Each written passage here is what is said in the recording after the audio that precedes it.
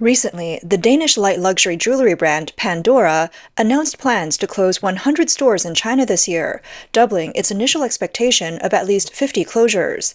The company is also implementing large-scale layoffs.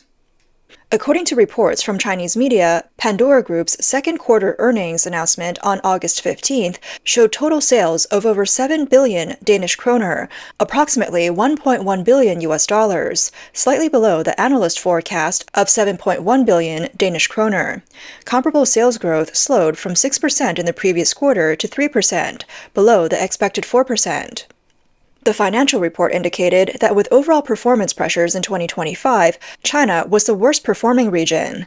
In the first quarter of 2025, Pandora's sales in China amounted to only 96 million Danish kroner, about 13 million US dollars, an 11% decline compared to 2023. In the second quarter, the comparable sales for China dropped by 15% compared to the same period last year. Pandora stated that as a result of this, the company's initial plan to close 50 stores in China would be expanded to 100 stores. Sales personnel confirmed to 21st Century Business Herald that the store closures would coincide with layoffs. After the stores close, affected employees would receive severance payments and would no longer be assigned to other locations. Moreover, due to the continued decline in both online and offline sales, Pandora is reportedly considering restructuring its operations in China.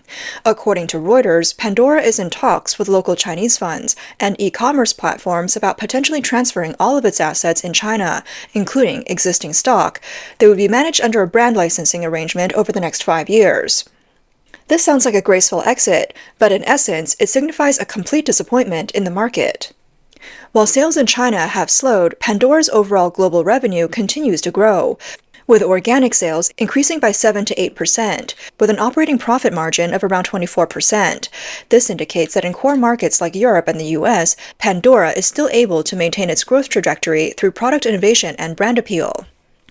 In other words, the sluggishness in China is not a reflection of Pandora's overall decline, but rather a special case.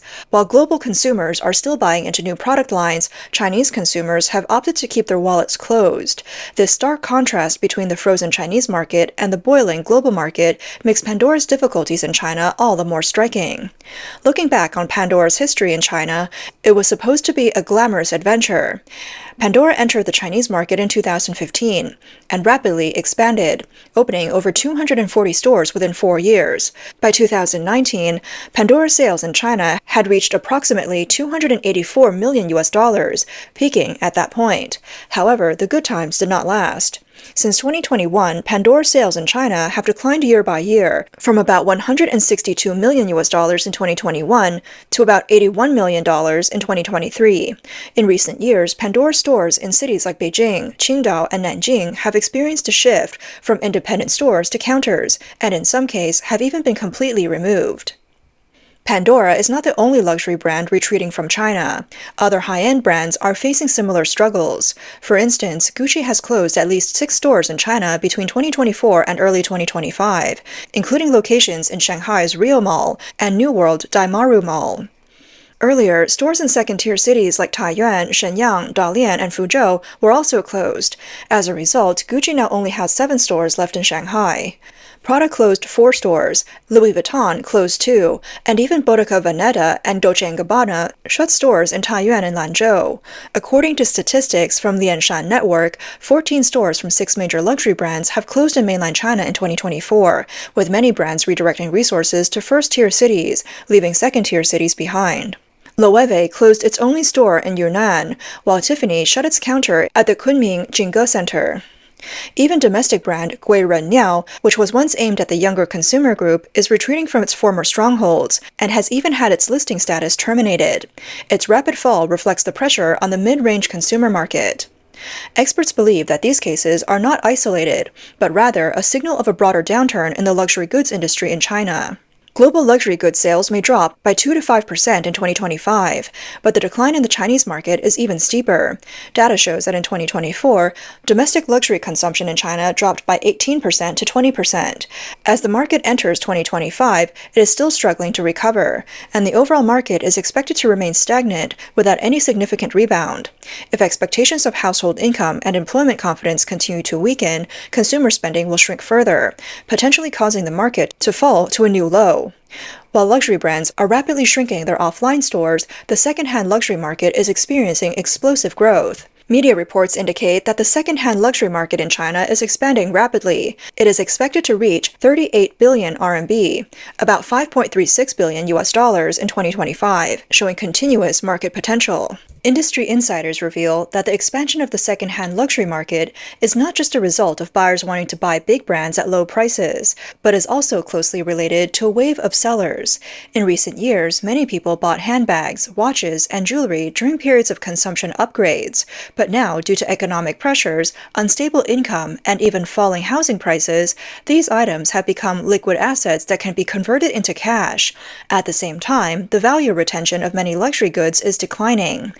Classic items that once could have been resold at premium price are now losing value. Owners worry that the longer they wait, the less their items will be worth, so they opt to sell sooner. A shift in mindset is also contributing to this trend. Young people are increasingly accepting the cycle of buy second-hand, sell second-hand. Turning idle luxury goods into cash is no longer considered shameful, but rather a smart choice. With the booming second-hand luxury market, counterfeit goods are also thriving. After all, in social media circles or on certain Red Note bloggers' posts, one-to-one Super A goods look almost identical to genuine products, but cost only a tenth of the price. In the past, I liked buying bags, but now you might ask, what's the point? I now buy A-grade products. I only buy A-grade shoes. Real ones cost over 7,000 RMB, but fake ones are only 800 RMB, and no one can tell the difference when I wear them. I don't believe anyone will notice when I go out, like, hey, that logo on your Balenciaga bag is off, or that color is wrong. No one notices. Now I only wear A-grade products. Everything is A-grade. The main thing is, I've used all my money to pay off my loan, and now we all wear domestic versions. Zooming out from the closure of stores to the broader cold reality, it's easy to see that this isn't just an isolated business decision, but a reflection of the continued shrinking of consumption.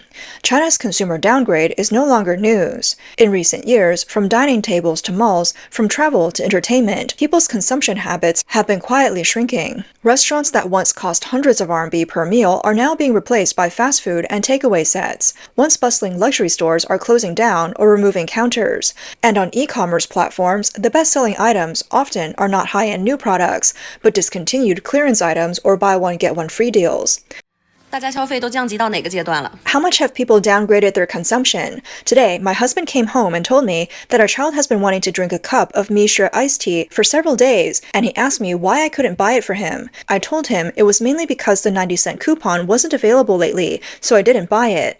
Then the child wanted a Labubu doll because all the kids around him had one. He kept mentioning it for a while, so I thought I shouldn't make the child feel too deprived. I compared a few platforms and chose the cheapest one to buy a dressed-up Labubu for my daughter. For my son, I bought one without clothes because the dressed version was 10 RMB more expensive. Later, while walking, I thought, since my second child is a boy and doesn't like that kind of plush doll, I might as well get him a small toy instead, something cheaper. So I returned the Labubu and bought him a golden hoop stick for about $1.38. As for myself, I haven't bought any clothes for myself in 2 years. I'm still wearing the old ones, and the old clothes are still in great condition. If this was before, I would have thought they were outdated, but now I don't think that way at all. Who cares if something's out of fashion? As long as it's wearable, that's fine. My husband is even worse. Last year, I bought him 3 tank tops for $4.88. He wore them all summer long, switching them out. This summer, he took them out again, still the same 3. Still rotating them. 我今天算了一下，我跟我女儿2个人。 I did the math today, and the total household expenses for me and my daughter are just a bit over 1,000 RMB. Our grocery bill is around 600 RMB. And the utilities don't cost much either. In the summer, with us staying home every day during the holiday, the electricity bill is around 200 RMB. The water and electricity bills are paid every 2 months, and they don't cost much. Also, the parking fee in our neighborhood is 100 RMB per month. I originally drove an electric car, but now I rarely drive it. 100 RMB a month is enough for me, and I don't like driving much anymore. Now I just ride an electric bike around the neighborhood. The electric bike is really convenient. You can stop anywhere. Yesterday, I cooked 3 dishes, and the 2 of us couldn't finish them. I felt like it was such a waste, so I threw them away today. Also, my attitude towards food has changed a lot. Now I just cook vegetables and noodles for myself. It's enough. This shift in spending patterns is reflected in macroeconomic data. In July 2025, China's total retail sales of consumer goods grew by only 3.7%, marking the lowest growth rate in nearly 6 months and far below the expected 4.6%. This shows that even during the peak summer consumption season, consumer activity in malls, restaurants, and on e-commerce platforms remains weak, with consumers tightening their wallets. The production side is also weakening, as industrial value-added growth in July was just 5.7%, the lowest annual growth rate so far. Furthermore, housing prices are not providing any support. The price decline of new homes in 70 cities continues, and the wealth effect from real estate is fading. According to data from the National Bureau of Statistics, in July 2025, the national average price for new homes fell by 0.3% from the previous month and by 2.8% year-on-year, with 60 out of 70 major cities continuing to see price drops. Even though the decline in first-tier cities has narrowed slightly, the overall trend remains downward. Several media outlets, based on official data, have reported that this is one of the largest monthly drops in the past 9 months, indicating that previous efforts like lowering down payments, reducing mortgage interest rates, and loosening purchase restrictions have not reversed the trend. The wealth effect is now backfiring. Real estate investment is still deeply down year to date, and second-hand home prices have generally fallen month on month. Household balance sheets are being continually squeezed, which in turn weakens retail and large item consumption. The slowing growth of industrial value added and retail sales in July reflects the vicious cycle of housing price decline, asset shrinkage, and consumption tightening. In other words, houses are no longer the anchor that stabilizes expectations, but are instead a source of confidence drag. That's why, in stores, impulse buying has decreased, and the proportion of necessary consumption has increased. Given this backdrop, people's consumption logic is changing. Pandora, which focuses on emotional stories and design, relies on emotional consumption. However, in an environment of low confidence, such non-essential and non-liquid consumption is the first to be squeezed. Instead, consumers are increasingly drawn to purchases with value preservation, or even investment qualities. Gold jewelry, for example, combines both decorative and value-preserving aspects. Especially with high gold prices and pressure on the value of RMB, consumers are more willing to buy tangible items that they can wear out and store up as a form of value retention. In summary, the slowdown in retail growth, high unemployment pressures, shrinking loans, and rising savings point to the same reality. People are no longer spending easily on wants, but are instead focusing their limited income on necessities. Some commentators liken China's current situation to a chronic illness, with the real estate bubble bursting, high debt levels, and an aging population. These intertwined factors have shattered the dreams of the middle class. The irony is that while the authorities often promote the Chinese miracle, they overlook the struggles of the lower income class. Unemployed youth can't afford bracelets, and middle-aged white-collar workers are worried about retirement. Who will support consumption? Economists have pointed out that this issue reflects a broader structural problem. As the world's second-largest economy, China should be a paradise for luxury brands, but due to policy uncertainty and geopolitical tensions, it has lost its appeal. Pandora's consideration to license its brand to local partners is not a sign of innovation, but a reluctant move. Similar to other brands like Chanel, cutting off 20% of its workforce, and Gucci's strategic contraction. Ironically, while the Chinese government promotes the dual circulation strategy and emphasizes domestic demand, it simultaneously creates a dilemma for foreign brands. In 2022, luxury e-commerce platform YNAP exited China. With sales plummeting 20%, it failed to adapt to intense competition and changing consumption trends. These waves of retreat are reminiscent of the foreign investment boom in the 1990s, when China was considered a land of opportunity. Today, however, it has become a land of risk. The rise of domestic brands only adds fuel to the fire. According to Nanyang Business Daily, Chinese consumers who prefer the value retention of jewelry are turning to local gold brands, such as old jewelry shops. It's not just an economic choice, but also carries a nationalist undertone. Under the patriotic consumption wave, Western light luxury brands seem foreign and ineffective. Some netizens believe that Pandora's store closures serve as a warning for the Chinese economy. The loss of foreign investment will worsen unemployment and investment decline, ultimately harming ordinary consumers and employees. Others feel that Pandora's store closures reflect the hollow glow of China's economy. The high-profile 5-year plans can't conceal the cold reality of consumer spending.